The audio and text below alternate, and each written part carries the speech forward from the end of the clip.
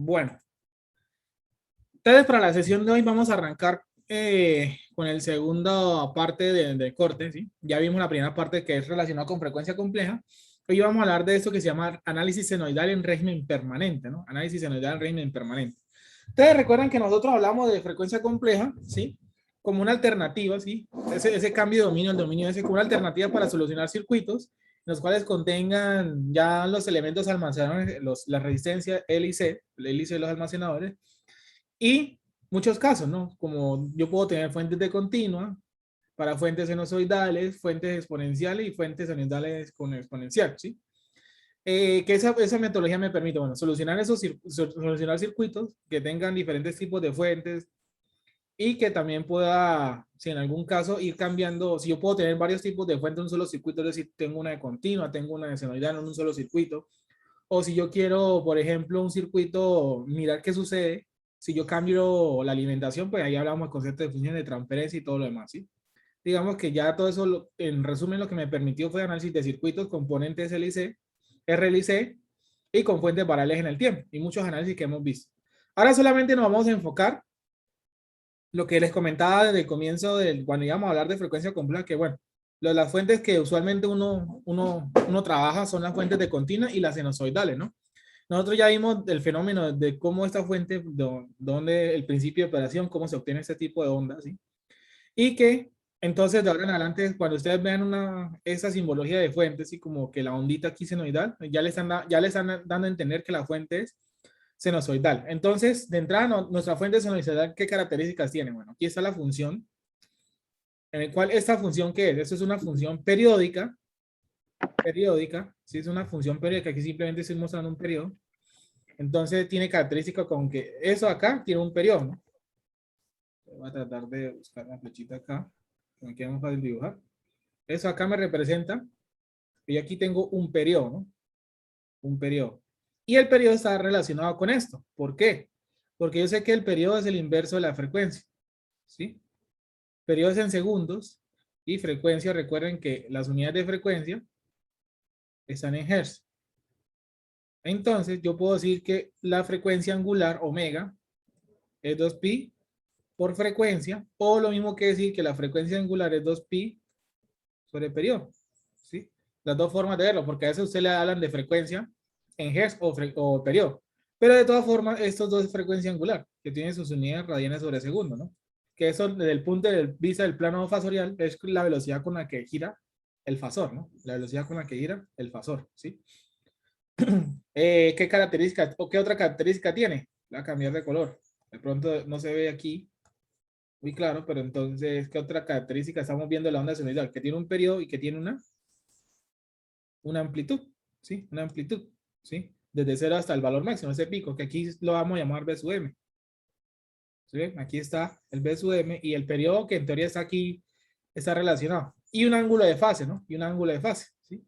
Y un ángulo de fase. El ángulo de fase se refiere, como estamos trabajando con la onda coseno, como lo estamos trabajando con la onda coseno, ¿cierto?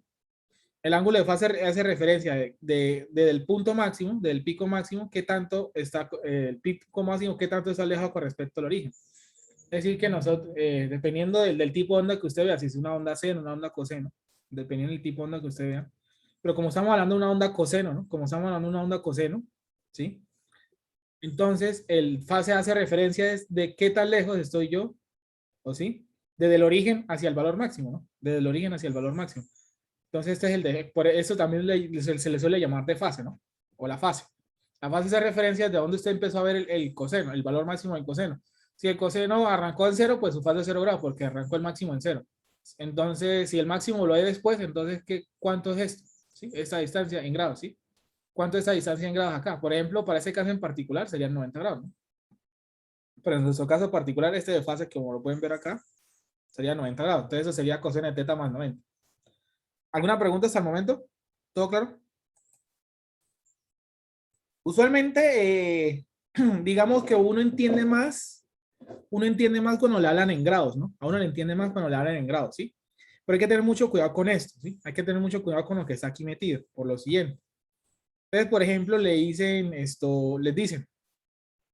BS de T, esa pregunta es muy buena, BS de T es igual, no sé, 12 coseno de 2t más 30 grados, por ejemplo. Y le dicen, por ejemplo, no sé, evalúe SBS de t. ¿Cuánto vale ese de t si usted lo evalúa, no sé, en t igual a 1? ¿Cuánto vale esa función en t igual a un segundo? Entonces hay que tener mucho cuidado con lo que está por dentro del coseno, ¿no? Hay que tener mucho cuidado por lo que está dentro del coseno. Porque recuerden que esa frecuencia angular tiene, miren, aquí hay dos cosas, ¿no? 2t, lo que está por dentro del coseno, más 30 grados, ¿sí ven? Eso aquí ya sabemos que está en grados, ¿sí o no? Esto de acá, que es omega, es radianes sobre segundo. ¿Y el t qué es? El t es segundo. Entonces miren que al final, si usted hace el producto de esto por esto, le van a quedar son radianes, ¿sí o no? Estos son, el 2 es el omega, ¿sí? El 2 es el omega, ¿cierto? Recuerden que para nosotros el 2 entonces sería omega. Y omega es radianes sobre segundo, el t es segundo. Si usted hace el producto entre los dos, mire que le queda radianes aquí grados. Entonces, ¿qué tiene que hacer? O pasa este señor a radianes, perdón, o pasa este señor a radianes, o pasa este señor a grados, cualquiera de los dos. Entonces, por ejemplo, usted tiene dos alternativas, lo que le acabamos de contar. Por ejemplo, la alternativa número uno es que usted agarre el 12, multiplique por el coseno, y ahora sí, 2 por el tiempo que le piden, que sería por 1, más 30 grados. Entonces, la primera alternativa sería que usted, ese señor, lo convierta a radianes, o sea, que los dos sean radianes. Entonces, se va a multiplicar por pi, me quedó bien bonito, por pi, y lo diga entre 180 grados. Y así todo lo que está el coseno está hablando en el mismo formato, ¿cierto? O la opción número 2, ¿cuál es? Que es ese 12 coseno de 2t. Ahora, ¿usted qué tiene que hacer? Perdón, de 2 por 1, porque el t vale 1, lo estamos diciendo aquí en este ejemplo. Entonces, lo que tiene que hacer ahora que ese señor lo pasa a grados. Entonces, usted lo multiplica por 180 y lo divide entre pi. Y ahí sí le suman los 30 grados. Y aquí, no importa el resultado. No importa el resultado. Si usted lo hace en la opción 1 número 1 o la opción número 2, no importa, el resultado le tiene que dar lo mismo, pero tiene que tener mucho cuidado, ¿no? Tiene que tener mucho cuidado cuando vaya a hacer operaciones, ¿no? Usted no vaya a hacer, lo que usted no puede decir es esto, ¿sí? Por ejemplo, usted no puede decir esto. 12 coseno de 2 por 1 más 30. Entonces, esto es lo mismo que decir 12 coseno de 33 grados. Eso aquí sería un error. ¿Ok? Eso sería aquí un error, ¿no? Decir que, bueno, es que esto me dio 30, le voy a sumar con los 30 grados, me da 33 grados. Eso sería un error bastante, eso es un error bastante común que se suele comentar, ¿no? Porque pues se nos olvida que esto aquí es frecuencia angular, ¿no? Que esto de aquí, lo que acompaña a la T es omega, ¿sí? Se nos olvida que eso de acá es omega. Claro, para todos esto. Entonces, ¿qué nos interesa de esto? Bueno, esto inicialmente las características de la fuente sinusoidal, ¿no? De que todas las fuentes que nosotros vamos a trabajar, ¿sí? De que todas las fuentes que nosotros vamos a trabajar, pues, de aquí en ese componente son fuentes sinusoidales. Un momento. Que de aquí vamos a trabajar en este componente solamente fuentes sinusoidales, ¿sí? De aquí en adelante todos los ejercicios que vamos a trabajar en esta parte son solamente con fuentes sinusoidales, ¿ok? Y que bueno, la fuente sinusoidal tiene estas características, ¿no? Una amplitud, un ángulo de fase y una frecuencia angular. Eso es todo lo que vamos a hablar. Entonces, ¿a qué hace referencia? Listo. Esto es la primera parte, que es fuente sinusoidal. Entonces, nuestros circuitos son fuentes sinusoidales. Entonces, ¿a qué hace referencia ahora sí con régimen permanente? ¿Sí? Ahora sí, este término acá, ¿a qué hace referencia? Es que eso que está ahí, el régimen permanente, recuerden que hace alusión que no, vamos a tener circuitos sin cambios bruscos, sin cambios abruptos, sin cambios bruscos, por decirlo así. Sin cambios bruscos, voy a ponerlo ahí como que sin cambios bruscos. Y esos cambios bruscos pues son de dos tipos, ¿no? Tanto en la fuente como en el circuito, ¿sí? Es decir que, por ejemplo, aquí no hay cambio brusco, ¿no? Aquí el cambio es continuo. Recuerden que un cambio brusco en la fuente, si usted aquí grafica tiene aquí su SDT y lo va a graficar, y lo va a graficar es que usted, por ejemplo, pase de un valor así a otro así instantáneamente. Esto no lo vamos a tener en cuenta, ¿no? Eso con respecto a la fuente, ¿no? Eso con respecto a la fuente. ¿Sí? Voy a poner aquí 1. Y en el circuito, un cambio brusco en el circuito es que, por ejemplo, usted tenga una fuente acá, una resistencia, otra resistencia, por decirlo así, y usted, por medio de un switch que tiene un tiempo de activación que es instantáneo. Entonces miren que eso sería en el circuito. Por ejemplo, aquí una fuente sinusoidal, aquí hay un R, vamos a poner aquí R, aquí va a poner una resistencia 2R, ¿sí? Y que bueno, también, digamos que con resistencias no es todo el tiempo lo mismo. O sea, vamos a poner aquí, por ejemplo, un condensador para que se entienda más. Recuerden que la resistencia pues sí permiten los cambios bruscos y un condensador, por ejemplo. Entonces, no, nosotros no vamos a tener como por ejemplo un switch, ¿sí? Eso acá es un switch, ¿sí? Entonces no vamos a tener cambios bruscos en el circuito en el sentido de que nos va a conectar así instantáneamente un elemento. Si yo conecto este switch, estoy cambiando el circuito bruscamente, ¿sí? Porque el circuito, usted inicialmente tiene una fuente, una resistencia y un condensador solamente. Y en un tiempo es instantáneo, o sea, esto es instantáneo. Recuerde que el switch eso es instantáneo. Esta acción es instantánea. Entonces usted tiene un cambio brusco, entonces al tener un cambio brusco, y como tenemos condensadores, recuerden que los condensadores no responden de manera inmediata, ellos tienen un régimen transitorio, ¿sí? Cuando usted tiene cambios bruscos, tanto en la alimentación como en el circuito. Entonces, esos dos problemas no los vamos a tener en cuenta, ¿no? O sea, nuestros circuitos nunca van a cambiar en su forma, el circuito que le entregan nunca va a cambiar, y su fuente no va a tener este cambio brusco, ¿no? Que usted cambie el tipo de fuente de otra cosa, ¿no? Que ahora tengo una fuente de continuo. Simplemente es otro nuevo problema que usted va a solucionar, ¿sí? Es otro nuevo problema en régimen permanente, pero no que la fuente de por sí cambie bruscamente en el tiempo. Una cosa es que no. Si la fuente vale 2 coseno 2t y ahora vale 3 coseno 2t, simplemente son dos circuitos totalmente diferentes, uno con una fuente, otra fuente, pero sigue siendo régimen permanente. Una cosa es que le diga, no, es que la fuente ahora en cero vale coseno, de menos infinitos aquí vale coseno, ahora una de continuo. Entonces es un cambio brusco. Eso es un cambio brusco. Entonces, pues, esto lo insisto bastante porque ese concepto de régimen permanente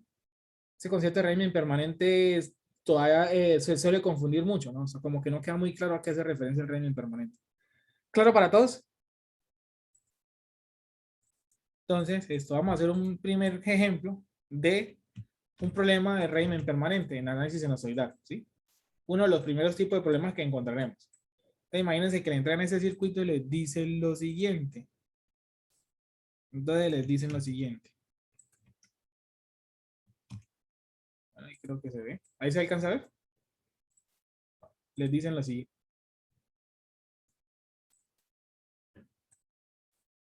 Considera el circuito de la figura, ¿sí? Considera el circuito de la figura.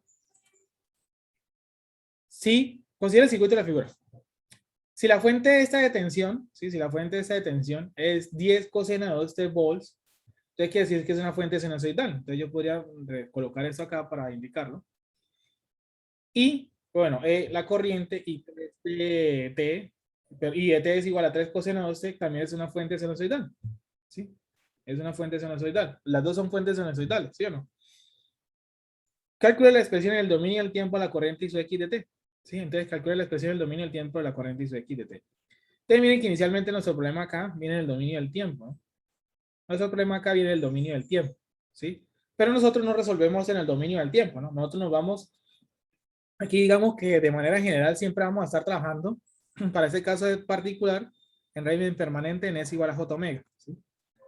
Ya de por sí ya sabemos que esa va a ser la frecuencia compleja que vamos a trabajar siempre, ¿no? S siempre va a ser J omega, ¿sí? Entonces, tenemos que irnos al dominio S y cuando hablamos, como estamos en un S específico, ¿no? En un S específico, entonces, es decir, en el caso de nosotros, el decir que S es igual a S igual a J, entonces miren, las dos fuentes, primero hay que identificar eso, ¿no? El omega de las dos fuentes es el mismo, ¿sí?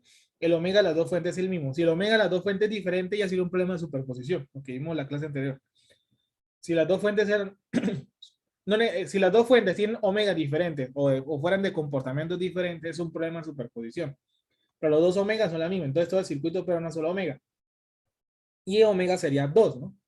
Entonces S es igual a J2. ¿Sí? Entonces nuestro S es igual a J2. Cuando la S, cuando usted va a trabajar con una S ya especificada, no la va a dejar en función de S, sino va a reemplazar el valor de S.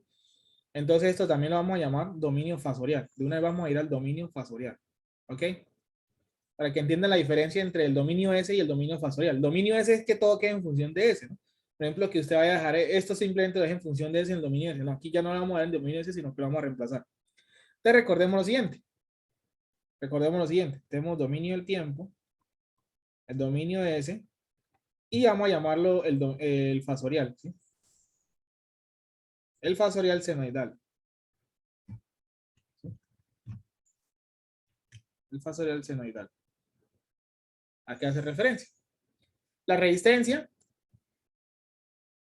queda la misma resistencia en los tres dominios, ¿no? Eso ya no lo tenemos claro. El inductor en el dominio S va a quedar SL. Entonces en el dominio fasorial senoidal quiere decir que usted va a reemplazar el valor de S. S vale J, J2 y el valor de L que es ¿cuánto? Un Henry. Entonces en este caso va a ser J omega L, ¿no? J omega L, ¿sí? Simplemente en el dominio fasorial eso se le llama J omega L. ¿Listo? J omega L. Y el C, pues aquí va a quedar 1 sobre SC. Y en el dominio fasorial, pues reemplazar la S por J omega. Que me va a quedar menos J sobre omega C, ¿no? Menos J sobre 2 omega C. Entonces, por ejemplo, en el caso del inductor, ¿sí? Voy a poner aquí un 1.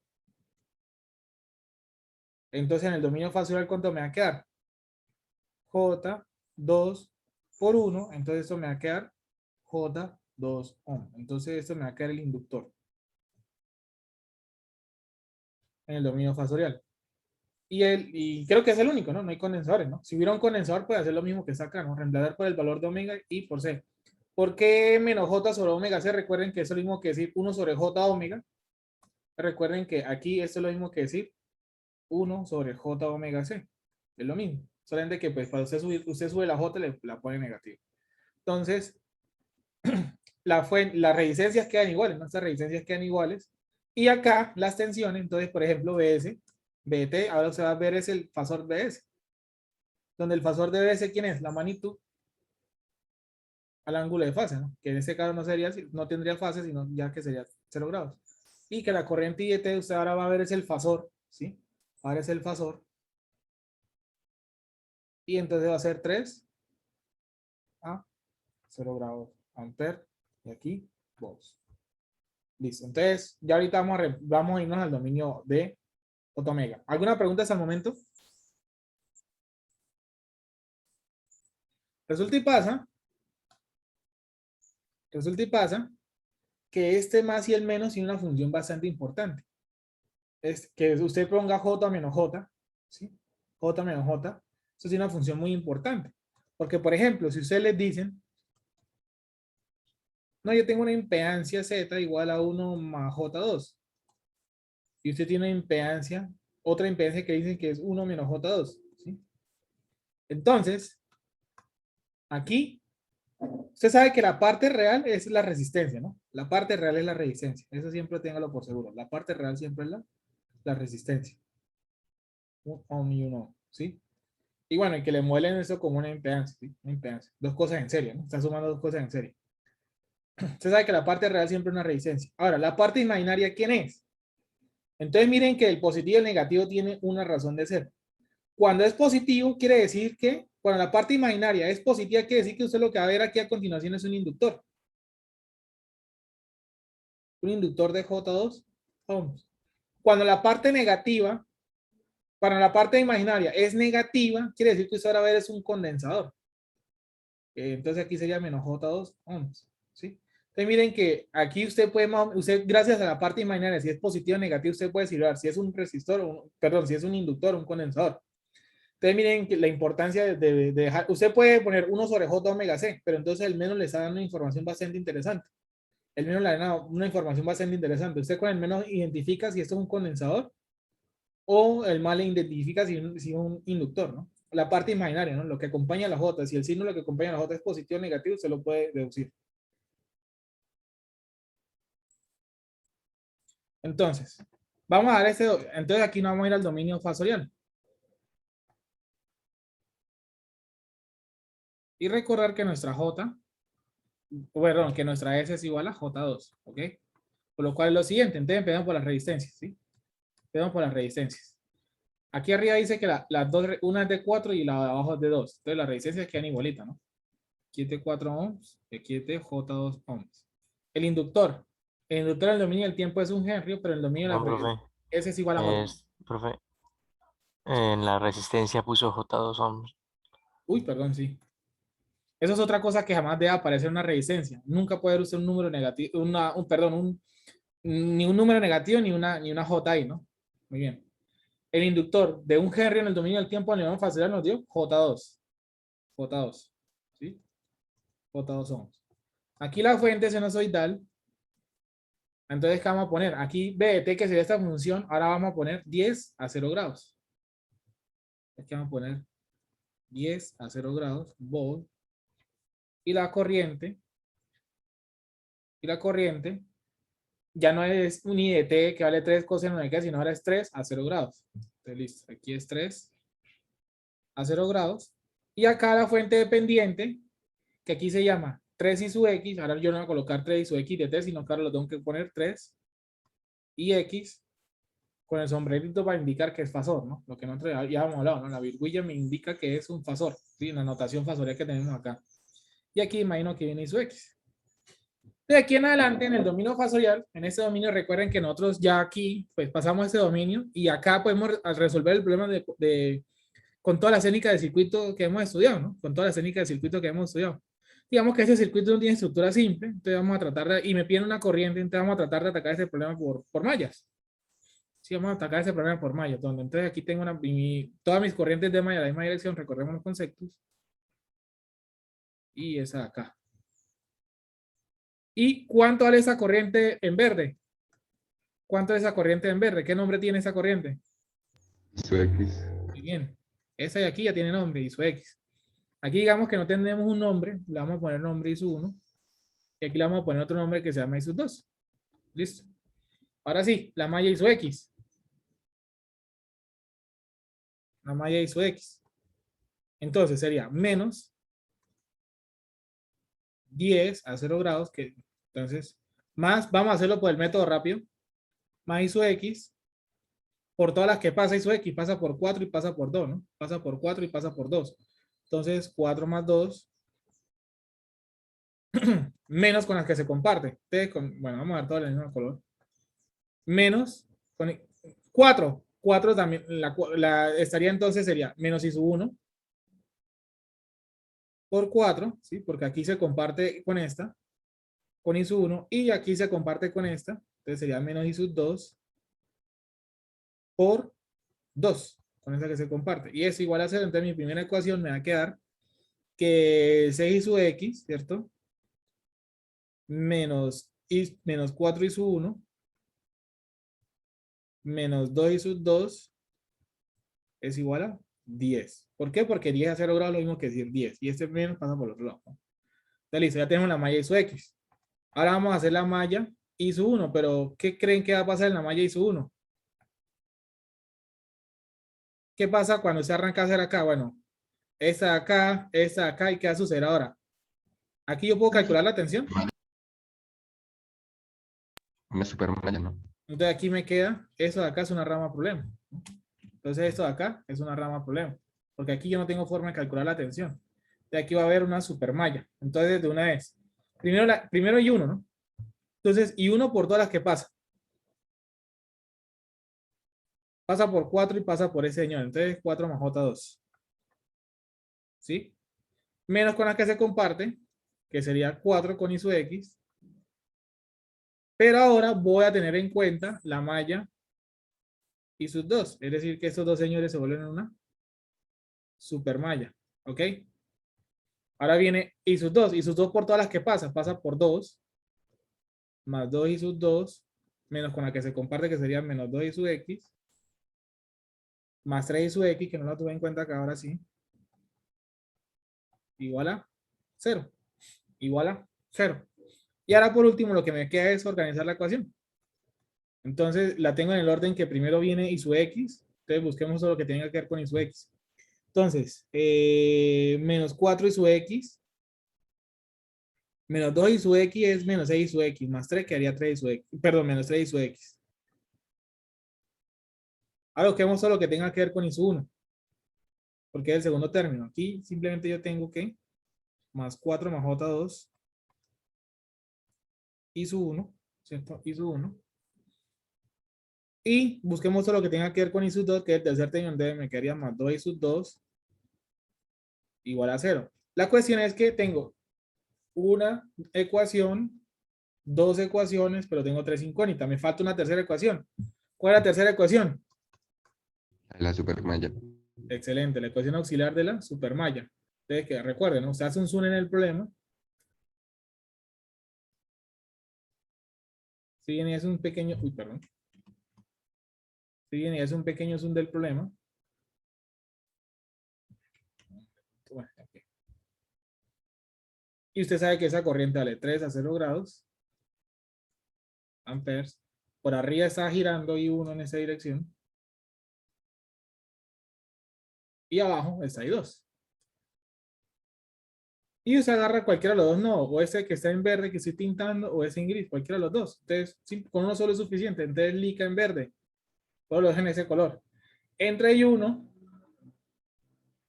entran 3 y sale I2. Por lo que por ende al despejar me va a quedar I1 menos I2 es igual a menos 3. Y esa sería mi tercera ecuación. Y ya con esto,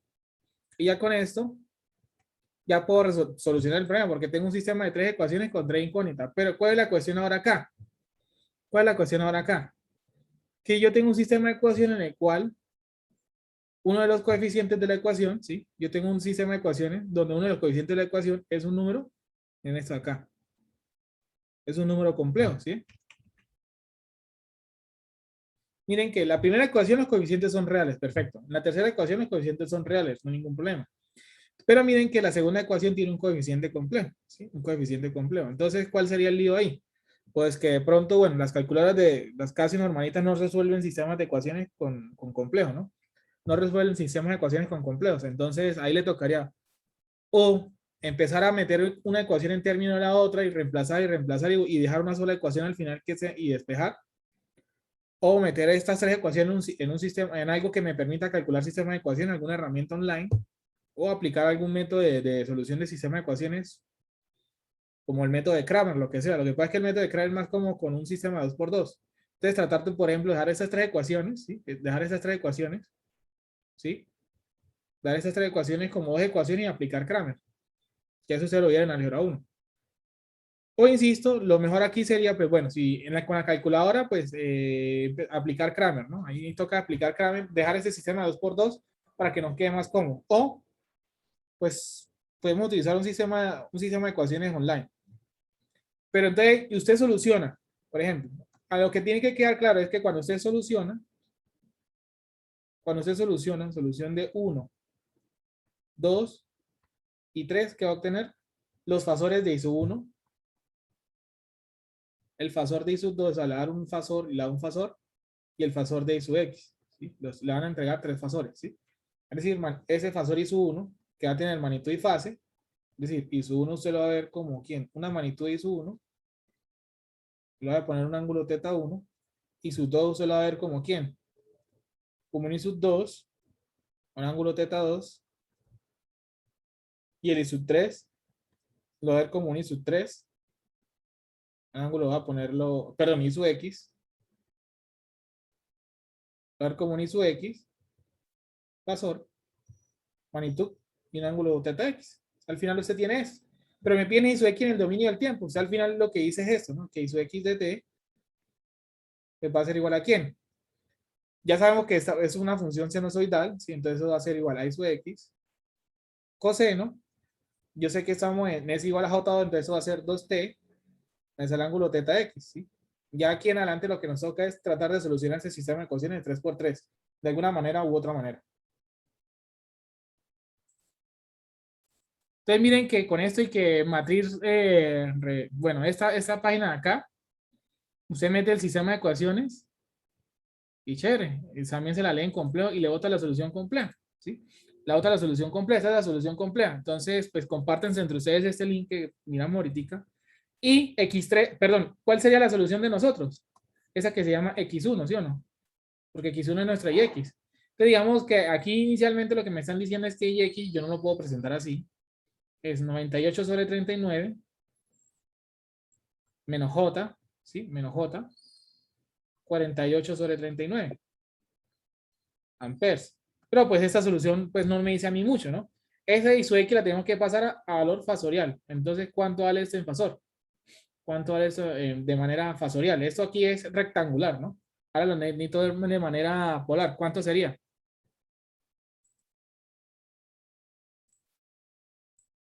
¿Está listo? De aquí pasamos al valor fasorial y efectivamente, ¿no? Ya podemos decir que ahora sí, su X de t, vuelve y juega, pues va a ser igual a 2.79 coseno de 2t. No tendría sentido, por ejemplo, colocar un 3t, un 4t, no, porque nuestra frecuencia es 2t, menos 26.09 grados amperes. Y con eso quedó resuelto el ejercicio. Entonces miren que la solución es una solución de Riemann permanente, es una función que, y su X es una función senoidal en todo el tiempo, ¿no? Una función que usted grafica eso, usted la puede graficar de infinito a infinito. Entonces digamos que este es un típico, eso es un tipo de problema de Riemann permanente, ¿no? Que le piden hallar esto, un valor acá, usted aplica pues técnicas de análisis, también puede aplicar leyes básicas, lo que pasa es que para ese circuito si no nos colaboró mucho por la estructura, pero entonces todo lo que hemos hablado desde hasta el momento, divisores, bueno, divisores de tensión, de corriente, reducción de impedancias, todo eso se puede aplicar acá, solamente que pues, como lo vimos de manera general en frecuencia compleja, ¿no? Con la diferencia que pues aquí vamos a trabajar con S igual a J2, entonces vamos a ver números complejos sí o sí, ¿no? De aquí se ven los números complejos sí o sí. Entonces, y que en el dominio, que ya cuando trabajamos en sinusoidal, pues nosotros ya no vamos a trabajar con qué, con el dominio ese, sino ya una vez con la S reemplazada, ¿no? Con la S reemplazada y fasores. Y con eso queda, pues ya resuelto el problema, ¿no? Entonces aquí, pues lo importante es conocer estas herramientas que me permiten solucionar los sistemas de ecuaciones, herramienta online, MATLAB, lo que quieran, o traten de utilizar álgebra, no sé, Kramer, lo que ustedes quieran utilizar. La idea, lo que a ustedes les interesa es que usted plantee bien esas ecuaciones y al final que meta bien las ecuaciones para que, y dé una solución, para que la solución le quede correcta, ¿ok? Y aquí con eso entonces resolvemos este problema. Ya con eso aquí queda resuelto el problema.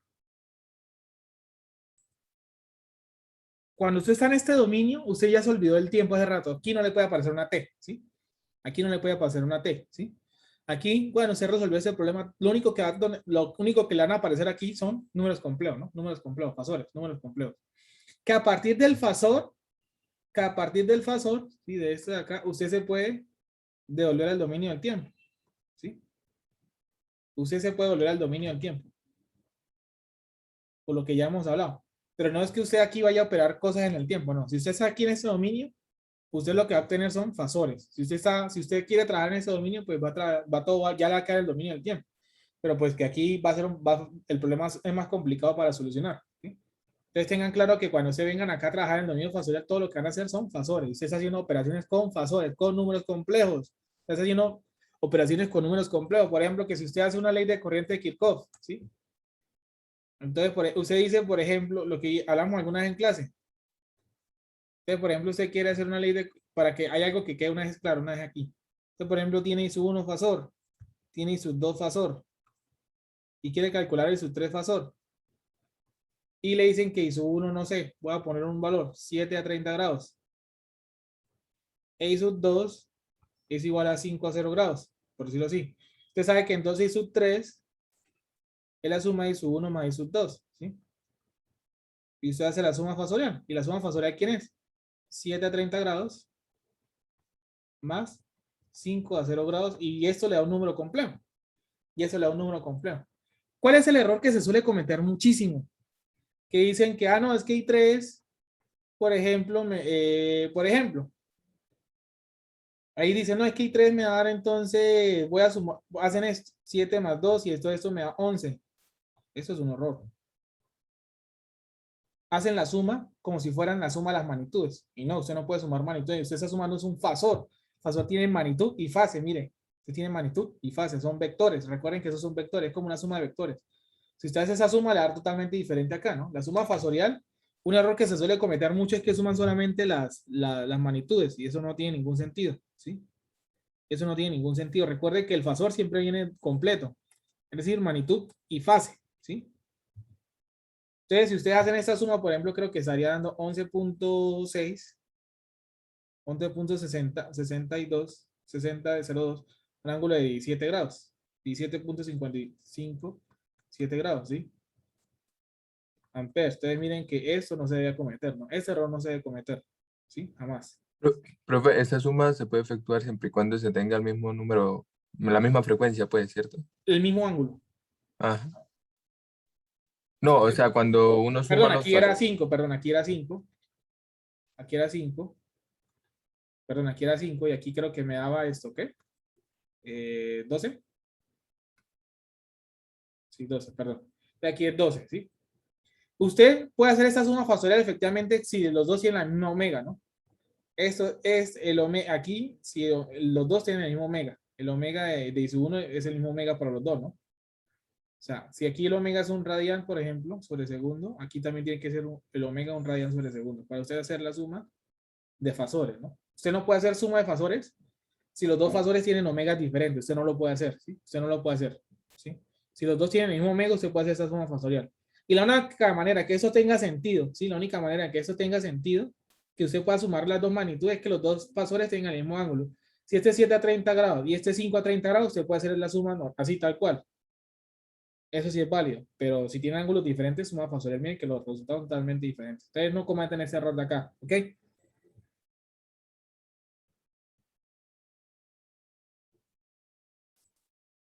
Entonces, para empezar a hablar de análisis ya en régimen permanente, o sea, ya vimos el primer caso típico de problema, ¿no?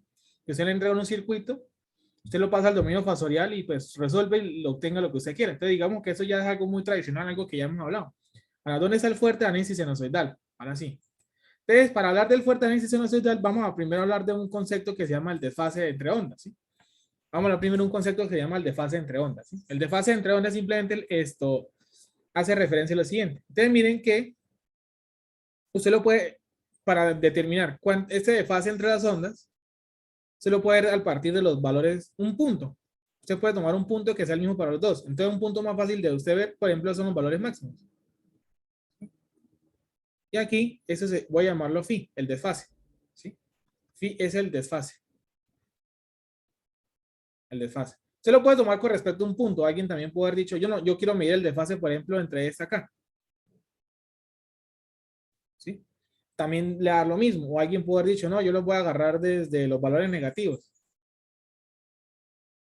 De acá. Pero entonces miren que siempre es el mismo punto, ¿no? O alguien puede haberlo hecho desde aquí también. Miren que hay muchas formas de medir. No importa dónde se lo tome. Si usted toma los valores máximos, o esos de aquí, o esos de acá, el desfase es el mismo, ¿no? El desfase es el mismo. Pero lo ideal sería que usted lo arranque desde acá, ¿no? Lo ideal sería que usted lo arranque desde acá, para que sea más sencillo, ¿no? Del primer pico que usted vea, ¿sí?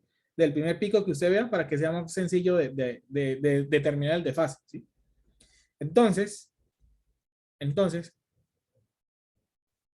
la onda verde tiene un ángulo de fase, ¿sí? La onda verde tiene un ángulo de fase. Entonces, la onda verde, voy a poner esto,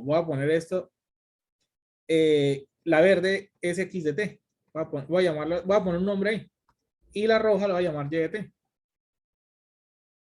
El cual, pues la verde, pues voy a ponerlo como un x coseno de omega t más teta x. Y eso lo voy a poner como un y coseno de omega t más un teta y. ¿Ok? Entonces, el desfase, ¿cómo se mide? El desfase lo vamos a hacer de la siguiente manera. Vamos a agarrar un ángulo de referencia. Un ángulo, vamos a escribir esto más grande. Un ángulo de referencia. Y la vamos a rezar con quien lo vamos a comparar. De comparación. Es decir, phi sub r menos phi sub c. ¿Quién es el de referencia, el de comparación? El que usted quiera, ¿sí? El que usted quiera, ¿sí? El que usted quiera, ¿sí? Usted puede tomar el que usted quiera, ¿sí? Puede ser la onda verde o la onda roja. Cualquiera de los dos no importa. Cualquiera de los dos no importa, ¿sí? Cualquiera de los dos que usted toma el de referencia, el de comparación no importa. Pero entonces hay que tener cuidado, pues, a quién toma usted como el de referencia y el de comparación, ¿sí? El de referencia y el de comparación. Entonces, por ejemplo, de aquí hay tres resultados. El phi que es el ángulo de fase. Primer resultado es que phi sea mayor que 0, ¿no? El primer resultado quiere decir que phi es mayor que 0. La única manera que esto se cumpla es que phi r sea mayor que phi de referencia y phi de comparación. El segundo resultado que usted puede encontrar es que phi sea igual a 0. Entonces eso quiere decir que los dos ángulos de fase son iguales. Y por último es que el phi, o se le dé negativo. Quiere decir que el de referencia es más pequeño que el de comparación. Entonces, estos resultados, ¿cómo se leen? Si el ángulo de referencia, si el phi es positivo, quiere decir que el de referencia, quiere decir que el ángulo, el phi de referencia está adelantado, phi respecto, ¿sí? Respecto a phi de comparación. Quiere decir que la onda que usted tomó de referencia adelanta a la de comparación. Si los dos son iguales, entonces quiere decir que el phi de referencia está en fase con phi de comparación. Phi de comparación. Está adelantado. Phi de referencia. Bueno, aquí me falta la palabra está. Está adelantado. ¿Cuántos grados? Pues lo que es la resta, ¿no? Lo que es la resta. Phi grados respecto al de comparación. Y este último me está diciendo por lo contrario, ¿no? Que phi de referencia está atrasado phi grados respecto a la comparación. Pero miren que aquí, de esta misma acá, puedo sacar otra versión. Porque al revés. Entonces yo puedo decir, phi adelanta, phi sub r adelanta phi sub c, como decir que phi sub c está pues atrasado. Phi grado pues respecto al phi de referencia, ¿sí? O aquí mismo puedo decir lo contrario. Si phi r atrasa a phi c, quiere decir que phi c adelanta a phi r. Entonces lo mismo que decir que phi c está adelantado phi grados respecto phi de referencia. Y aquí pues digamos que no es que existan dos versiones, ¿no? Phi está en fase con phi sub c o phi sub c está en fase con phi r, la misma cosa, ¿sí? Entonces, ¿esto qué traduce? ¿Eso qué traduce? Entonces, ¿cómo así que esto está adelantado, esto está atrasado? ¿Sí? Entonces, por ejemplo, si se dan cuenta, ¿sí? Por ejemplo, en este caso en particular, miren que esta distancia, miren, de aquí el máximo, ¿sí? Esa distancia con respecto al origen sería el teta x, ¿no? Sería el teta x. ¿Sí? Sería el teta x. Y la roja, ¿sí? Y la distancia que hay entre la roja y el origen sería teta y. El de fase con respecto al eje, ¿no? Al del eje. Entonces, ¿qué podemos ver entre los dos? ¿Quién es más grande? ¿Cuál ángulo es más grande? ¿Cómo es teta y en comparación con teta x? ¿Quién es más grande de los dos? ¿Teta x o teta y? Detalle. Teta y es más grande, ¿no? Porque hay más distancia, ¿sí? Teta y es más grande porque hay más distancia. Entonces, en este ejemplo en particular, usted tiene dos opciones. ¿Quién va a tomar de referencia? Puede ser la onda verde o puede ser la onda roja. Cualquiera de los dos le da lo mismo, ¿sí? Cualquiera de los dos le da lo mismo. Entonces, por ejemplo, voy a tomar de referencia la onda x de t y la de comparación, la onda y de t, ¿sí? Entonces, ¿yo qué esperaría del delta, del phi? ¿Sí? ¿Yo qué esperaría del phi? Que sería phi de referencia, que es esto teta x, ¿cierto? Menos phi de comparación, que es la del y, pero, como este señor, como teta y es más grande que eso, el phi para dónde va, ¿es mayor o menor o igual a 0? El phi sería mayor o menor o igual a 0. ¿Qué creen ustedes? menor. Recuerden esto acá. Como teta y es más grande de que teta y, quiere decir que un número pequeño le va a restar uno más grande, ¿sí? Por decirlo así, un ejemplo, usted puede tener aquí 30 grados y aquí, por ejemplo, puede tener 50 grados. Entonces quiere decir que el teta, este teta, bueno, es menor que 0, o lo mismo que decir que phi, si tomamos este ejemplo acá, el phi sería menos 20 grados, ¿sí o no? Menos 20 grados. Entonces, Si el de referencia es el X y el de comparación es el Y, ¿qué quiere decir? ¿Cuál es la conclusión de acá? X, la onda X de T, ¿sí? X de T está, miren, es menor. Entonces quiere decir que X de T está atrasada, ¿sí? X de T. Perdón, ¿está atrasado o está adelantado? Sí, está atrasado respecto, está adelantado phi grados respecto a Y de T. ¿Es claro para todos? Porque hay, miren, eso si usted toma, eso sí, pero alguien puede haber dicho, no, yo quiero el de, yo quiero, entonces miren, según este resultado, como phi medio negativo, perdón, como phi medio negativo, entonces quiere decir que el de referencia está atrasado con respecto a, el phi medio negativo quiere decir que el de referencia está atrasado con respecto al de comparación. Pero alguien puede haber hecho esto al revés, ¿no? No, yo quiero el de referencia, el de, el Y de T, y ahora yo quiero el de comparación, el X de T. Y alguien vuelve igual, entonces el phi va a ser igual. El de referencia, que sería el teta y, en el de comparación, que es el teta x. Y ya sabe que el teta y es más grande que el teta x, entonces por lo que por ende esto va a ser mayor que cero. Mayor que cero. Entonces, ¿cuál es la conclusión que usted dice acá? No, es que y de t está adelantado phi grados respecto a x de t. El resultado es el mismo. ¿Por qué? Porque miren, si X atrasa a Y, quiere decir que Y adelanta a X. O lo mismo que dice acá, si Y adelanta a phi, Y adelanta a X o X está atrasado a Y. Entonces miren que no importa quién tome usted quién. Al final, como quien dice, el punto de vista es el mismo, ¿no? O X atrasa a Y o Y adelanta a X. Lo mismo acá, Y adelanta a X o X adelanta a Y. Entonces siempre es lo mismo, ¿no? Uno ya sabe quién adelanta y quién atrasa con respecto al otro. Si usted mira esto en el plano fasorial, ¿sí? Si usted mira esto en el plano fasorial, ¿cómo se lo ve? Miren que aquí se tiene imaginarios, ¿cierto? Aquí reales. Y por ejemplo, la onda X, la verde. Usted puede poner la onda aquí, aquí arrancó, ¿sí? Aquí tiene, por ejemplo, el fasor X y está aquí el ángulo teta X, ¿cierto?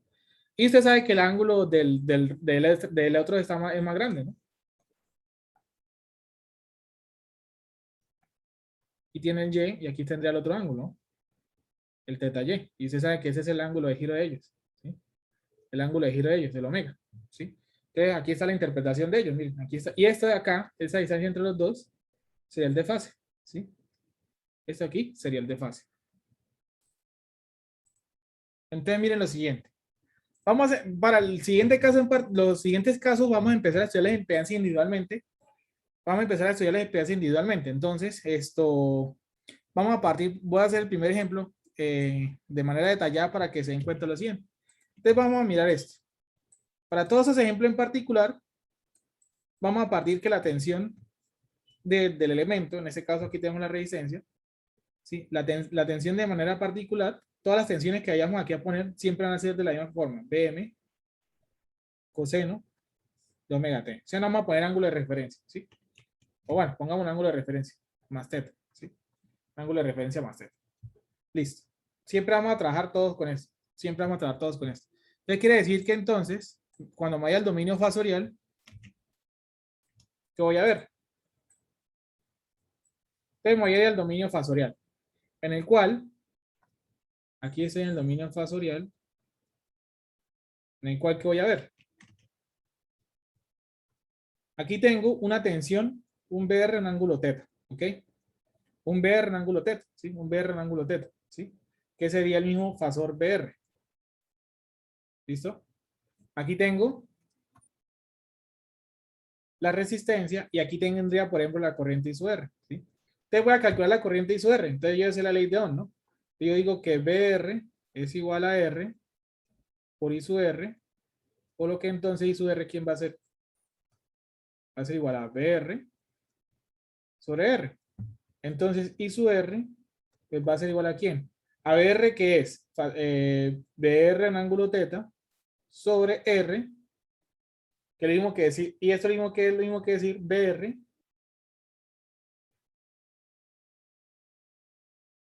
sobre R al ángulo teta, porque el ángulo aquí sería 0 grados. Entonces, recuerden que la división de fasores, ¿cómo es? Seguir la magnitud y se resta el ángulo del de arriba, se resta el de abajo. Por aquí, como es 0 grados, queda el mismo ángulo. Te vamos a hacer el phi. Para ese caso en particular, siempre vamos a trabajar como el ángulo de referencia, el de la corriente, y el de comparación, el de la tensión. ¿Listo? Vamos a darlo así, para todos los ejemplos que vamos a ver, ¿no? Vamos a darlo así para todos los ejemplos que vamos a ver aquí en adelante, ¿sí? Entonces, quiere decir, el ángulo de la corriente, que nos dio ¿cuánto? Teta. Menos el ángulo de la tensión, que es teta. Entonces, ¿cuánto es la resta? 0 grados, ¿sí o no? Miren que el ángulo de la tensión es teta y el ángulo de la corriente también es teta. Entonces, miren que, bueno, de pronto para que sea un poco más interesante la cosa, bueno, voy a poner eso en color rojo. Teta. Pero miren que el ángulo es 0. Si el ángulo es 0 grados, entonces, ¿cómo es el desfase entre los dos? ¿Qué me dice esto? Si la diferencia es 0, quiere decir entonces que los dos ángulos, quiere decir lo siguiente, que la corriente,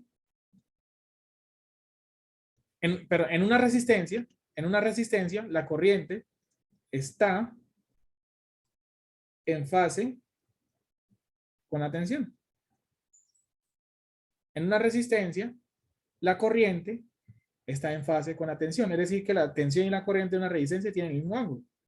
Entonces, por ejemplo, usted puede tener por seguridad, por ejemplo, que si usted, por ejemplo, usted tiene el ángulo de la tensión, usted tiene el fasor de tensión acá, un fasor de tensión acá, un ángulo teta. Usted puede tener la seguridad que ahí mismo, a ese mismo ángulo teta va a encontrar la corriente. Por ejemplo, que la corriente sea un poquito más pequeña. Entonces miren que la corriente y la tensión fasorialmente están superpuestos, ¿sí? Están superpuestos, ¿sí? Están superpuestos, ¿sí? Están aquí. O que las dos ondas las estaría viendo pegaditas, ¿no? Las dos ondas las estaría viendo una encima de la otra, como superpuestas, ¿sí? Como superpuestas. Usted va a ver las dos ondas en la misma fase, algo como eso. Yo creo que por aquí ya tengo un ejemplo. Vería algo más o menos como lo siguiente. Vamos a ver si lo tengo acá. Sí, básicamente esto, ¿sí? Las dos ondas, no importa que una tenga un tamaño más grande que la otra, pero miren que las dos tienen la misma fase, ¿sí? Una está como encima de la otra, ¿sí? Una está encima de la otra, eso es lo que le quiere decir en el caso resistivo. Entonces, recuerden, en una resistencia, el ángulo de la tensión y la corriente, las dos están en fase, ¿no? En la resistencia, la tensión y su corriente están en fase. Entonces, vamos a mirar el inductor. Recuerden que aquí, me voy a traer esta función acá. Recuerden que para todos los casos en particular, nuestra tensión siempre va a ser de esta forma, ¿no? Para todos los casos en particular de nosotros. Pero entonces ahora nos vamos al dominio fasorial, ¿sí? Al dominio fasorial. En el cual aquí entonces vamos a ver un BL, ¿cierto? Un BL, un ángulo teta. Y acá tendríamos un IL, que vamos a tratar de encontrar. Recuerden que eso es lo mismo que decir, pues, el BL fasor. Y acá sería entonces J omega L. No obstante, aquí vamos a reutilizar la cosa un poquito. Esto de acá lo vamos a reescribir de la siguiente forma. Esto acá es equivalente a decir un J X sub L o un X sub L. ¿Dónde entonces el X sub L quién es? Omega L. Y esto de acá, el X sub L, lo vamos a llamar la reactancia. Reactancia inductiva. ¿Ok? Reactancia inductiva. ¿Listo? Simplemente para... el omega L es lo mismo que decir... Omega L es lo mismo que decir X sub L, ¿no? Simplemente reescribimos esto como la reactancia inductiva. Ahora calculamos la corriente, ¿sí? Ustedes recuerden que aquí yo puedo aplicar la misma ley de Ohm, ¿no? La ley de Ohm me dice que de manera general que B es igual a I por Z, ¿no? La ley de Ohm compleja. Entonces la corriente pues, va a ser igual a B sobre Z. A B sobre Z. Entonces en este caso en particular, en nuestro caso en particular, ¿quién es la corriente?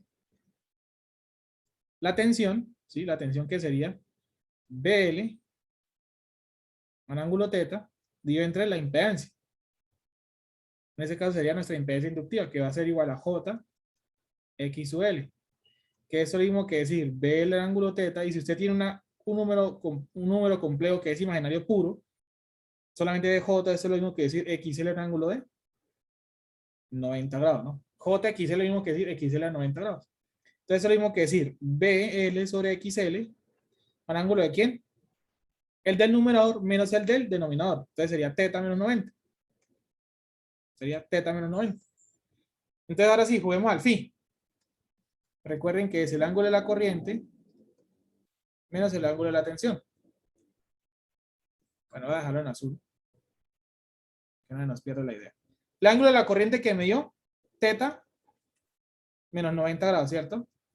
Menos el ángulo de la tensión que es teta. Por lo que entonces, ¿cuánto me da esto? Teta menos teta me da 0. Entonces eso me va a quedar menos 90 grados. Menos 90 grados. Conclusión. En un inductor, inductor puro, solamente inductor, no tiene nadie más acompañado, la corriente está atrasada 90 grados respecto a la tensión. O la tensión está adelantada 90 grados respecto a ahí. Ya listo, esa es la conclusión entre ellos, ¿no? Esa es la conclusión entre ellos. ¿Sí? Se tiene por seguridad, ¿sí? Se tiene por seguridad que si usted, por ejemplo, tiene un inductor, por decirlo así, usted tiene un inductor que, no sé, que tiene una tensión, por ejemplo, de 10 a 30 grados, por decirlo así, usted sabe que la corriente del inductor, ¿sí? Usted la corriente del inductor puede conocer el ángulo. ¿El ángulo cuánto va a ser? Pues usted agarra esos 30 grados y la corriente está atrasada a 90 grados. Entonces le tiene que restar 90. Le tiene que restar 90 y eso le da por resultado esto menos 60 grados. Entonces ya sabes, ¿sí?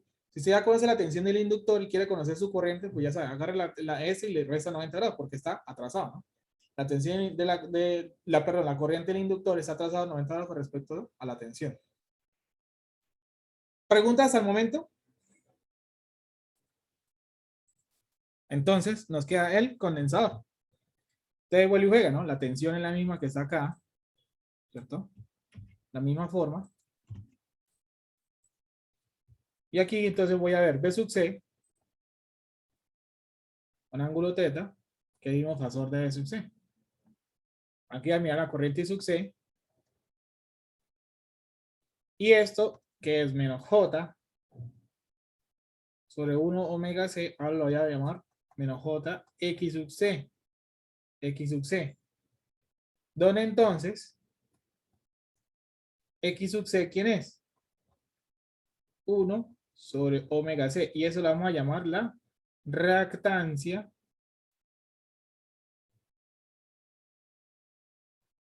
capacitiva.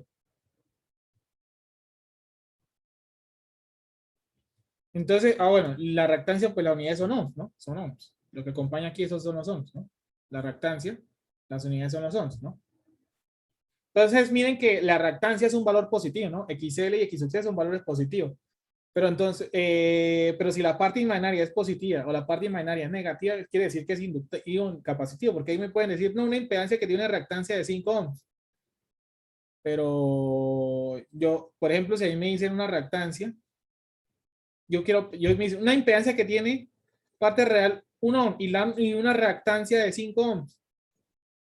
Pero aquí pongo un más o pongo un menos. Si a mí no me dicen si la reactancia es capacitiva o la reactancia es inductiva, yo no puedo poner aquí el más o el menos, ¿sí? O sea, depender si es inductiva o capacitiva, ¿no? Pero la reactancia de por sí es un número positivo.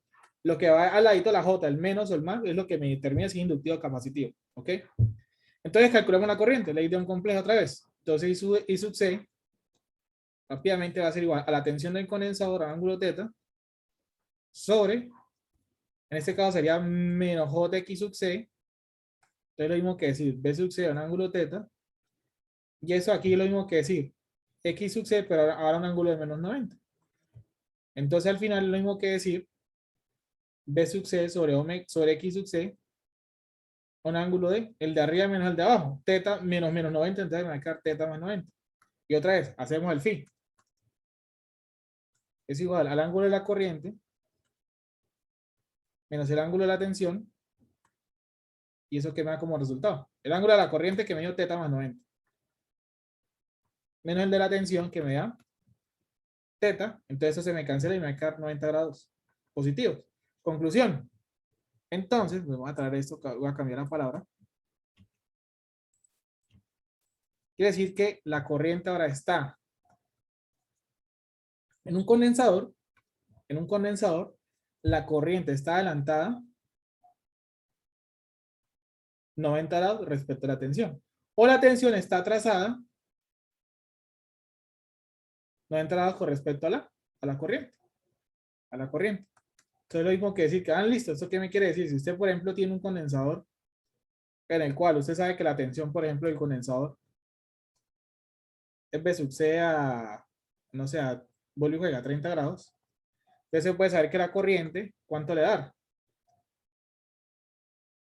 De la corriente usted agarra los 30 grados y como está adelantada, entonces tiene que sumarle 90. Por lo que entonces, eso me da una corriente, un ángulo de 120 grados. De 120 grados.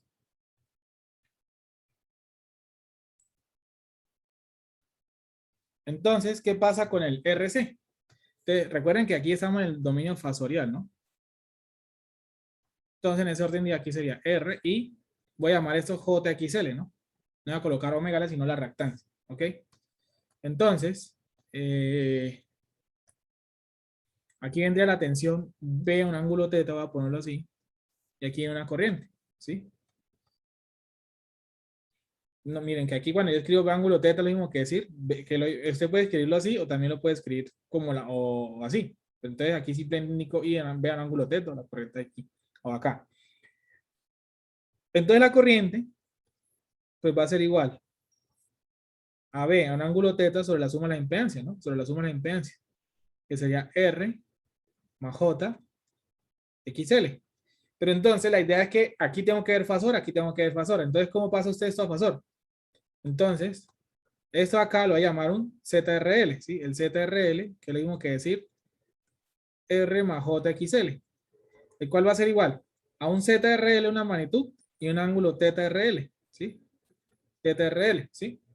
Magnitud y fase, donde ya sabemos que el TTRL es el tangente inverso. ¿De quién? De la reactancia, ¿sí? De la reactancia sobre la resistencia, ¿sí?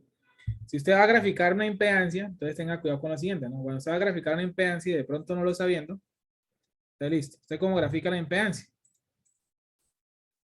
Primero la parte real, ¿no? Entonces, usted sabe que eso es un vector, ¿no? Está listo. La parte real, que sería el R, cabeza cola. Entonces, en el siguiente usted va a graficar ahora la parte imaginaria. Entonces, usted tiene ahora el inductor y como es J, entonces a 90 grados, ¿no?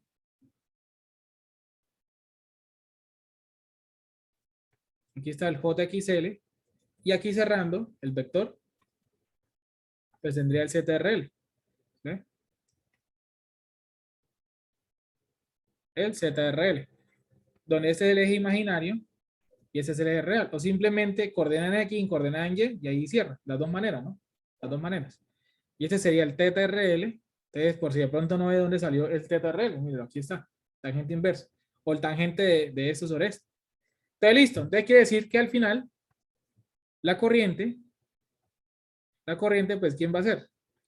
Una tensión, una magnitud ZRL, donde ya sabemos que la magnitud ZRL, ¿quién es? R al cuadrado más XL al cuadrado, ¿no? Ahorita ya lo colocamos acá. A un ángulo del numerador que sería teta, menos el del denominador que sería TTRL. ¿Ok? Y recordar que entonces el ZRL, la magnitud, pues sería R al cuadrado más XL al cuadrado, y eso a la raíz cuadrada de eso. Entonces, si hacemos el de fase phi, ¿sí? Si hacemos el de fase phi, el ángulo de la corriente menos el ángulo de la tensión, ¿eso quién va a ser?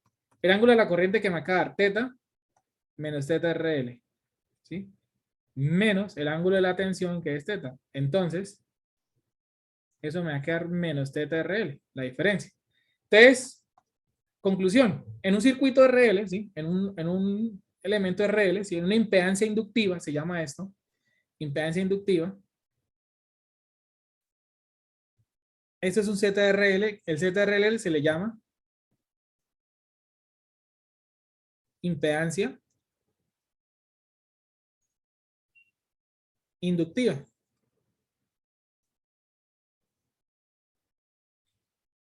Entonces, en una impedancia inductiva o en un circuito RL, pues la corriente está trazada, pues TRL respecto a la tensión. O la tensión está adelantada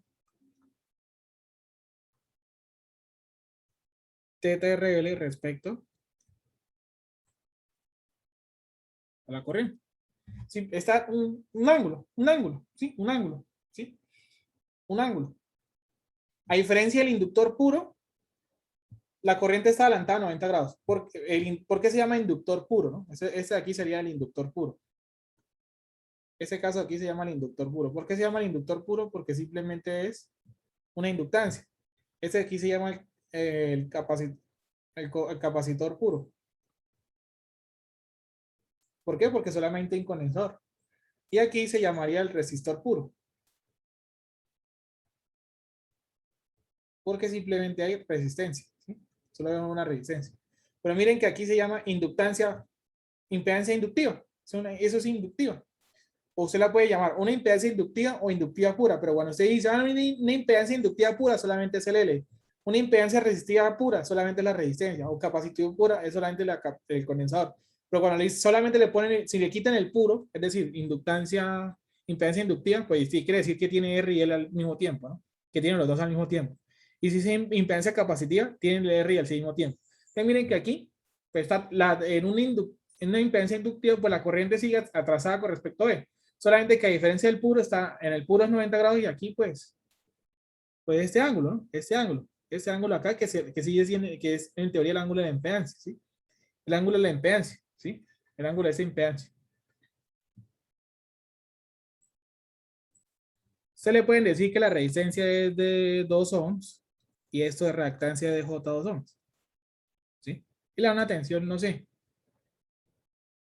Le dan una tensión, por ejemplo, de 10 a 0 grados, por ejemplo, ¿sí? Hay que calcular la corriente. Entonces la corriente va a ser igual a ¿quién? La corriente va a ser igual a los 10 a 0 grados, ¿cierto? Dividido entre estos 2 más J2. Se mete eso en la calculadora.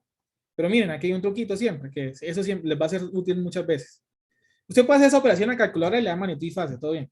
Entonces, miren lo siguiente. Cuando las componentes, miren que la impedancia siempre forma un triángulo rectángulo, ¿no?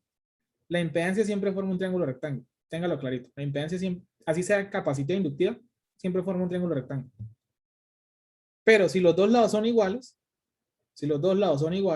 como en este caso, esto vale 2 y pues esto vale 2, pues el ángulo, ¿cuánto es? En un triángulo rectángulo, si los dos lados son iguales, quiere decir que ese ángulo es 45 grados. Y la magnitud sería raíz de 2 veces cualquiera uno de ellos. Entonces quiere decir que eso mismo quiere decir que raíz de 2 a 45 grados positivo. Entonces miren, si la parte imaginaria aquí es positiva, el ángulo de la impedancia es positiva. Si la parte imaginaria es negativa, el ángulo es negativo. Está listo. Al final, ¿cuánto es esta corriente? 10 raíz de 2 a un ángulo de menos 45 grados. Entonces miren, efectivamente, si usted hace el phi, ¿cuánto va a ser? El ángulo de la corriente que es menos 45. Menos el ángulo de la tensión que es 0, entonces miren que esto me da menos 45 grados. Entonces miren que la corriente está trazada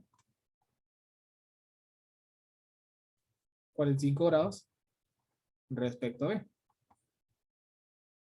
miren que diferencia, aquí me toca hacer este cálculo primero, ¿no? Aquí me toca hacer este cálculo. Aquí puede haber sido 1 más J o lo que sea, la impedancia que le hubieran puesto acá, ¿no? Usted tiene que hacer la división y calcular el ángulo. A diferencia en este, usted automáticamente puede tener el ángulo. Usted simplemente sabe que le va a restar o sumar 90 grados. Aquí yo no puedo, aquí en el inductivo puro o en el capacitivo puro, miren que yo resté o sumé 90 grados de inmediato, ¿sí?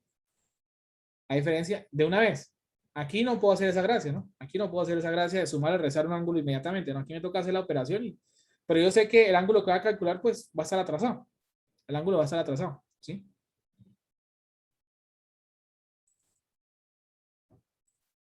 Tiene toda la razón. Aquí sería 2 raíz de 2.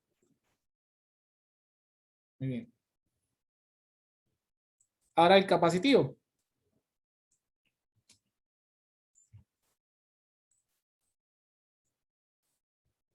Entonces miren que aquí, pues, básicamente, miren, R menos J de XC.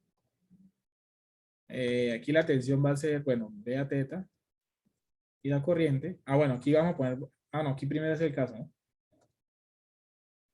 Y la corriente.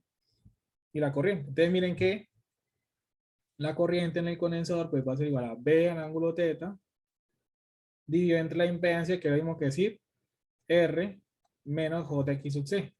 Donde esto acá sería la impedancia capacitiva, un ZRC, R menos JX sub C, ¿sí? Una impedancia capacitiva, ¿no? Una impedancia capacitiva. ¿Y cómo se grafica la impedancia capacitiva? Damos acá el dibujito.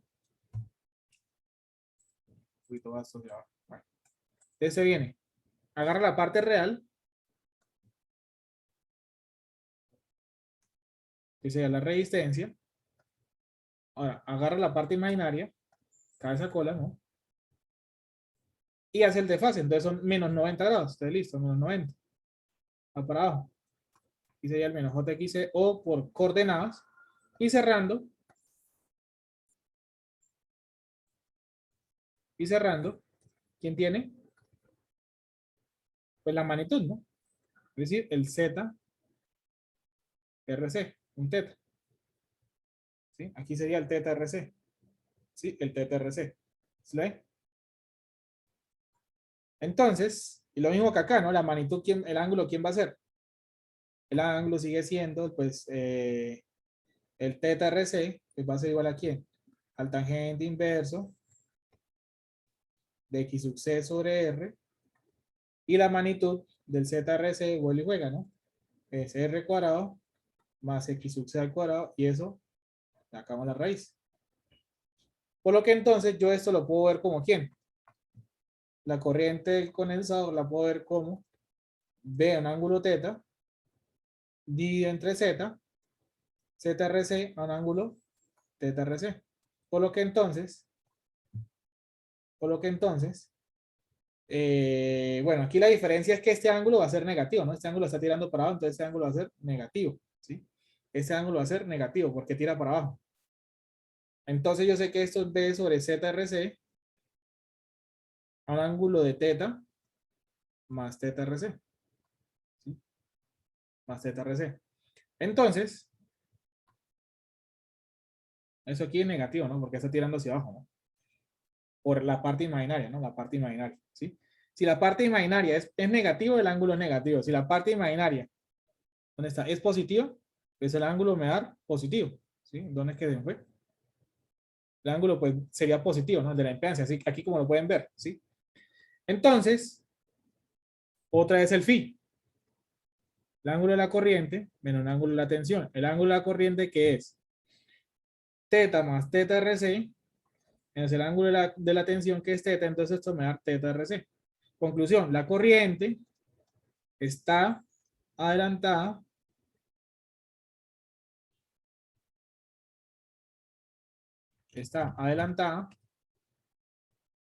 teta RC grados respecto a B. O al revés, que es lo mismo que decir que la tensión, es decir, borro aquí, cambio el orden acá y aquí esta palabra, que la tensión está atrasada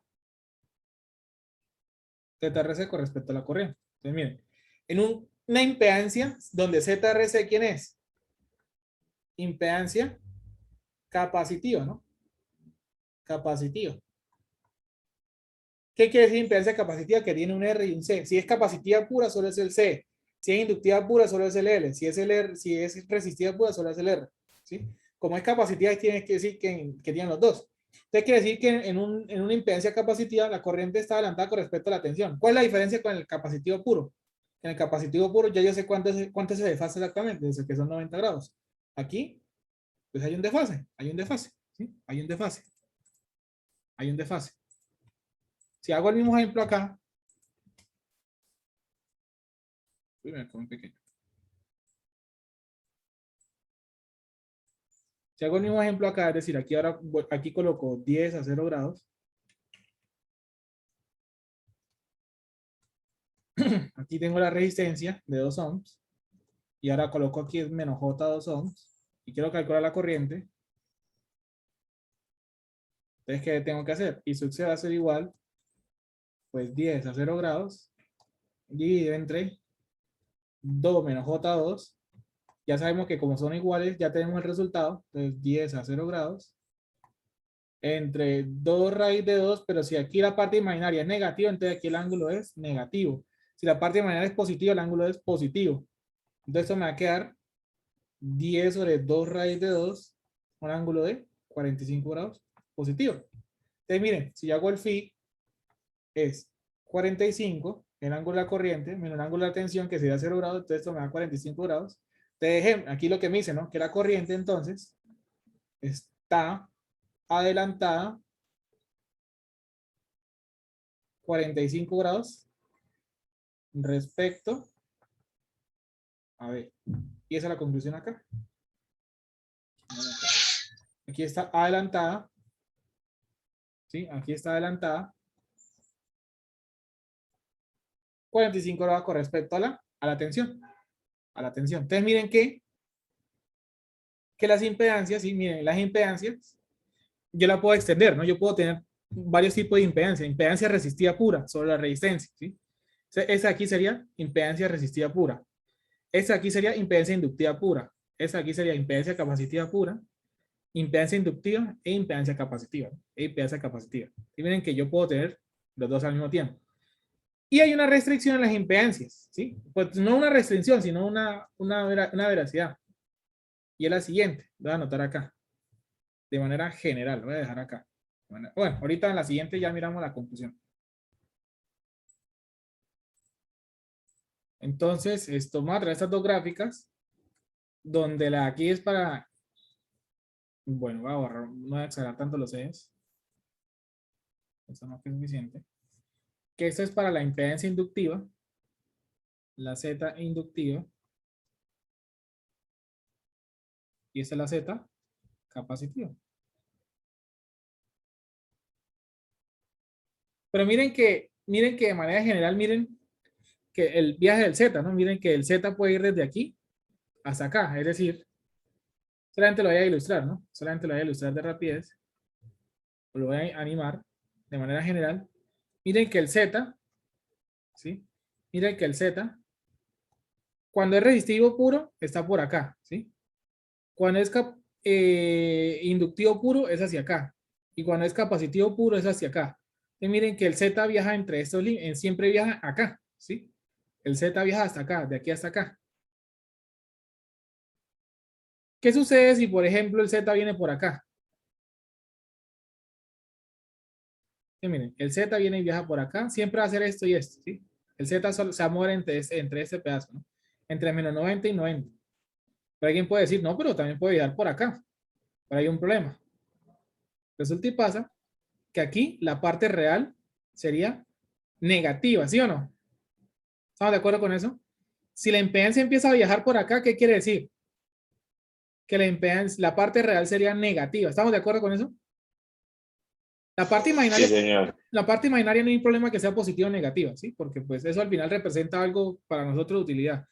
Pero al usted poner esto por acá, quiere decir que la parte real es negativa, palabras más, palabras menos, ¿sí? Por ejemplo, si usted tiene una impedancia acá, le está diciendo que la resistencia es negativa. Eso no tiene sentido. Eso no tiene sentido. Entonces la conclusión es que el ángulo de una impedancia en general, el ángulo de una impedancia está entre 90 y menos 90. ¿Sí? El ángulo de la impedancia está entre 90 y menos 90. ¿Sí? El ángulo de la impedancia. ¿Sí? El ángulo de la impedancia siempre está entre 90 y menos 90. ¿Sí? Entonces, para que no... Eso es...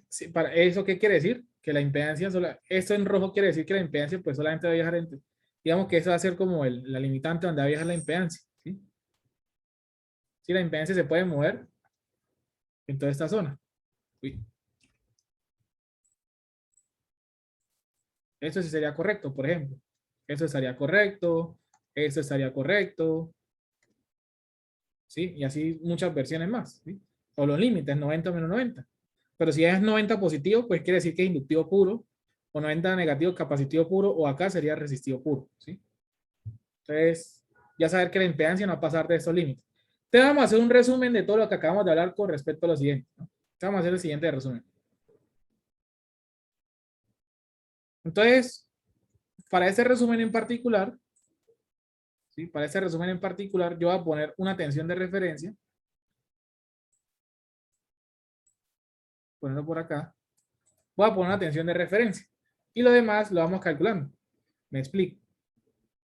Voy a poner esta tensión, voy a ponerla de referencia, ¿sí? Porque todo lo que voy a estudiar ahora en adelante, bueno, aquí va el eje imaginario, el eje real. Entonces, todo lo demás lo voy a poner en función de esto. Por ejemplo, si yo, en una resistencia, si yo quiero graficar si yo quiero dibujar el fasor de la corriente, que es el azul, ¿dónde lo voy a poner? Entonces, pregunta para ustedes, ¿la tensión y la corriente de una resistencia cómo están? El ángulo de la tensión. En fase. En fase. Entonces, quiere decir que yo debería poner también aquí mismo la corriente y su R, ¿sí? La corriente y su R. Todo lo que voy a hacer va a ser en función de esta tensión, ¿no? Todo lo que voy a hacer va a ser en función de esta tensión B gris, ¿no? Entonces, por ejemplo, el ángulo, perdón, si yo voy a dibujar el fasor de corriente de la resistencia, tiene que estar sobrepuesto en el de la tensión, ¿no? Porque los dos están en fase. Muy bien. Si ahora, por ejemplo, voy a dibujar la corriente en un inductor puro, ¿dónde debo poner la corriente? ¿Dónde la voy a poner? Entonces, recordemos lo siguiente. La corriente en un inductor, ¿cómo está con respecto a la tensión? La corriente, Pasada. Atrasada. ¿cuánto? En un inductor puro. Un puro. 90 grados. Debo poner 90 grados hacia abajo. Aquí estaría el I su L. ¿Por qué? Porque la corriente del inductor está a 90 grados atrasada con respecto a la tensión. Todo lo vamos a hacer en función del gris. Y si fuera un inductor normalito, perdón, una impedancia inductiva de RL, ¿cómo está la corriente en el RL con respecto a la tensión? En una impedancia RL, ¿cómo está la corriente con respecto a la tensión?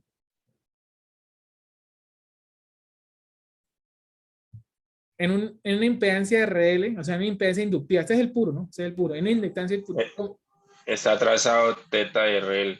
está atrasado, un ángulo. Está muy bien. El IRL está atrasado, un ángulo. Lo que vamos a llamar teta RL, está atrasado. ¿Sí? Está atrasado. Ahora, si yo quiero, por ejemplo, pintar la corriente del condensador, ¿dónde la voy a poner? El condensador puro. Entonces, la corriente en un condensador puro, ¿cómo está con respecto a la tensión? Adelantada. 90 grados, ¿cierto? Está adelantada 90 grados, ¿no? Aquí voy a poner I sub C. Que, bueno, de pronto va a cambiar este un color que menos se note. No sé, por ejemplo, amarillo, para que sea mucho mejor. Y si yo tengo, por ejemplo, si ahora yo quiero ver el IRC, entonces en un IRC, ¿dónde está la corriente? ¿Cómo está la corriente en un IRC con respecto a la tensión? Adelantada. Adelantada, yo sé que está adelantada. Un ángulo. Que fue que nosotros llamamos teta RC y aquí pues lo llamamos teta RL, ¿sí? Listo. También lo podemos hacer, pero con tensiones. Entonces, ¿cuál va a ser la diferencia? Voy a llevar esto acá. Con la diferencia, pues que ahora voy a borrar todo esto, señores, de acá. Listo. Bueno, el eje imaginario, pues no lo debía haber borrado. Yo también puedo ver esto, pero entonces voy a borrar. Bueno, esto sí de pronto lo puedo dejar ahí quietico. Pero con la diferencia que ahora voy a tener lo siguiente. Ahora voy a poner una corriente de referencia. ¿Sí? Que va a ser esta que está acá. Ahora sí, ¿cómo está la tensión en la resistencia con respecto a esa corriente? En fase. En fase, muy bien. ¿Cómo está la tensión del inductor con respecto a la corriente? ¿Cómo está la tensión en un inductor puro con respecto a la corriente? Adelantado. Adelantada 90 grados, ¿no? 90 grados, entonces aquí debería ir BL. Y entonces en el RL está adelantada un ángulo. TTRL. Entonces miren que se invierte un poquito la cosa, ¿no? Entonces, ¿cómo está la corriente en un condensador con respecto a la tensión? Perdón, ¿cómo está la Atrasada. tensión? La tensión, ¿cómo está con respecto a la corriente? Atrasada a Atrasada. 90 grados. Entonces aquí iría el B sub C. Y aquí iría el BRC, ¿no? Y aquí iría el BRC. Entonces aquí está el TTRC. Entonces miren que esto de acá, estos dos gráficos de acá, se llama la representación o diagrama fasorial. Esto de aquí se llama el diagrama fasorial.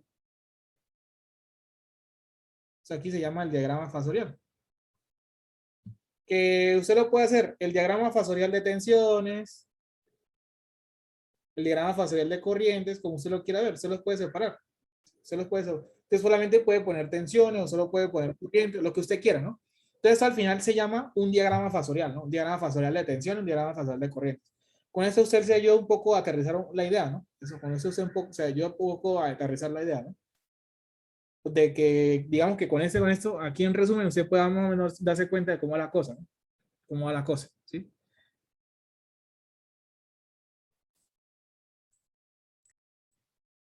Si usted tiene los tres,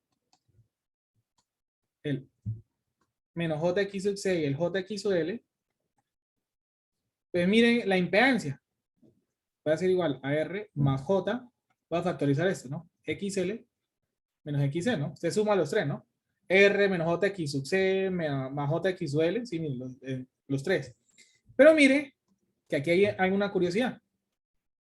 Si XL es mayor que X sub C, entonces el Z le va a quedar R más un JX. Entonces le va a quedar, si esto es más grande que esto, entonces la resta le da un número positivo. Entonces al final le va a quedar esto positivo. Entonces quiere decir que estos tres los puede volver un